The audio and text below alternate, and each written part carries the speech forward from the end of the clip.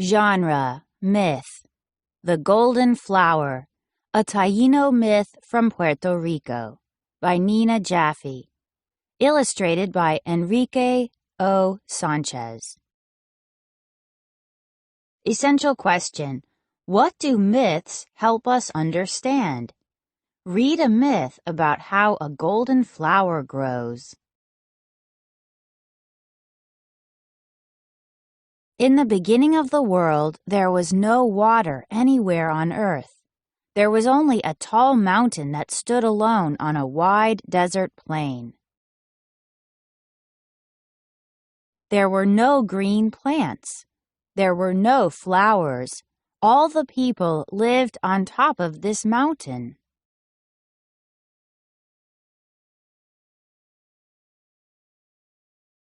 One day a child went walking on the dry land below the mountain. As he bent down over the ground looking for food, something floated by on the wind. He reached out and caught it in his hand. It was a seed, a small brown seed. He put the seed into his pouch. The next day he went walking and again found something as it floated by on the wind. It was another seed. Day by day he gathered these seeds until his pouch was full. It could not hold any more. And the child said to himself, "I will plant these seeds at the top of our mountain."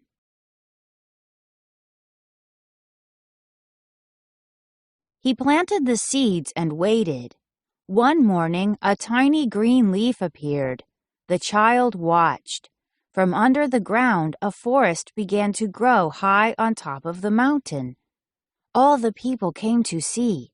It was a forest of many-colored flowers, a magic garden of green leaves and thick branches. The child was happy.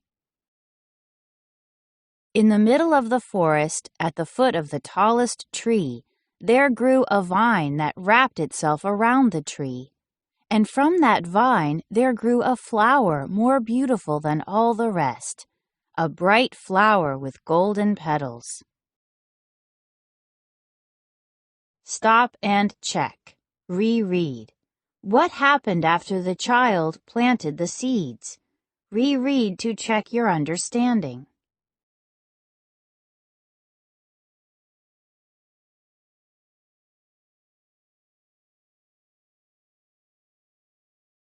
And from that flower something new appeared in the forest.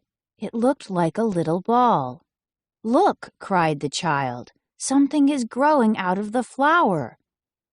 As the people gathered around to watch, the ball grew larger and larger until it became a great yellow globe that shone like the sun. Even as they walked on the dry land far below, people could see it shining on top of the mountain. One woman said, "If you put your ear next to the ball, you can hear strange noises coming from inside." The people listened. Strange sounds and murmurs could be heard, but nobody knew what was hidden inside. The people were afraid. After that, they all stayed away. Even the child stayed away.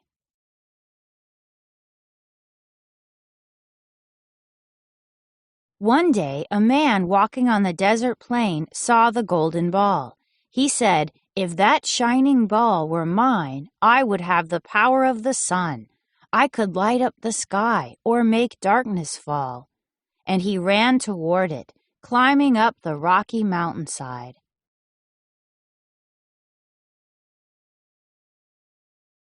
On the other side of the mountain, another man saw the shining globe, and he also said, "I want that thing for myself.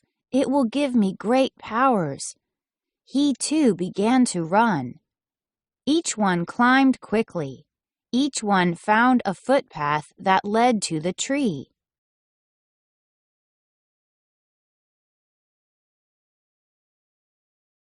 They both ran without stopping until they reached the shining globe at the same time. But what they found was not really a ball. It was the fruit of the golden flower, a calabaza, a pumpkin. The two men began to fight and argue. "It is mine," said one. "No, it is mine," said the other. Each man grabbed the pumpkin. They pushed and pulled. They pulled and tugged until finally the vine broke. The pumpkin began to roll down the mountain faster and faster until it crashed into a sharp rock and burst apart.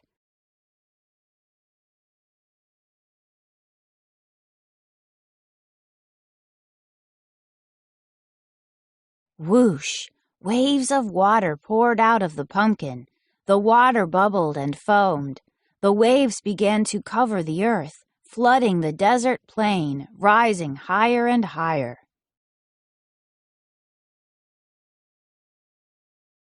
For it was the sea that had been hidden inside the pumpkin. Out came the creatures, whales, dolphins, crabs, and sunfish. All the people ran to the top of the mountain to hide in the forest of green leaves.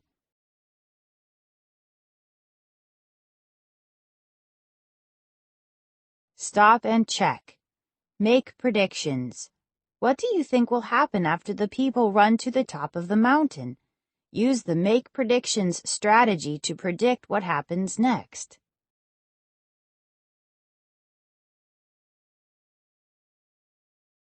"Will the whole earth be covered?" they cried.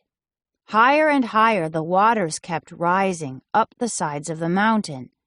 But when the water reached the edge of the magic forest the little boy had planted, it stopped.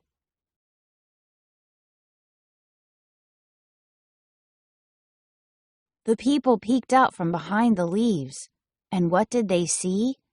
Small streams running through the trees, a beach of golden sand, and the wide open ocean sparkling all around them. Now the people could drink from the cool streams and splash in the rippling waves. Now they could gather fish from the flowing tides and plant their crops.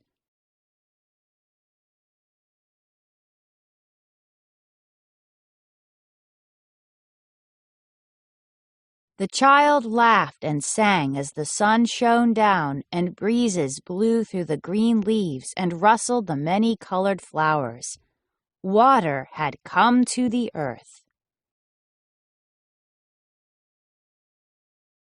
And that is how, the Taino say, between the sun and the sparkling blue sea, their island home, Boricane, came to be.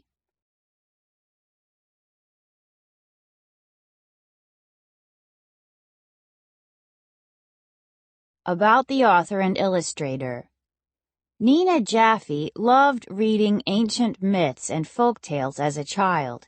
She started retelling them to her friends. She liked retelling old stories so much that she still does today as an author. Nina has traveled to Puerto Rico and many other places around the world to study storytelling. Enrique O. Sanchez grew up in the Dominican Republic, not far from Puerto Rico. He moved to the United States and started making art. He painted signs and scenery for plays. He even made art for television shows. Now he is a painter and an illustrator of picture books. Author's purpose. As Nina retells the myth, she imagines what the ancient people might say. Why do you think she includes dialogue, the words people in the story say? Respond to reading. Summarize. Use important details to summarize what happens in the selection. Information from your theme chart may help you. Text evidence. 1. How do you know the golden flower is a myth? 2. What is the overall idea this myth tells about? 3. Use sentence clues to figure out the meaning of the word rippling on page 503. 4. Write about what the water from the pumpkin did. Give details about how it affected the people. Make connections. What does this myth help you understand about pumpkin plants? What is something you learned about Puerto Rico from this myth?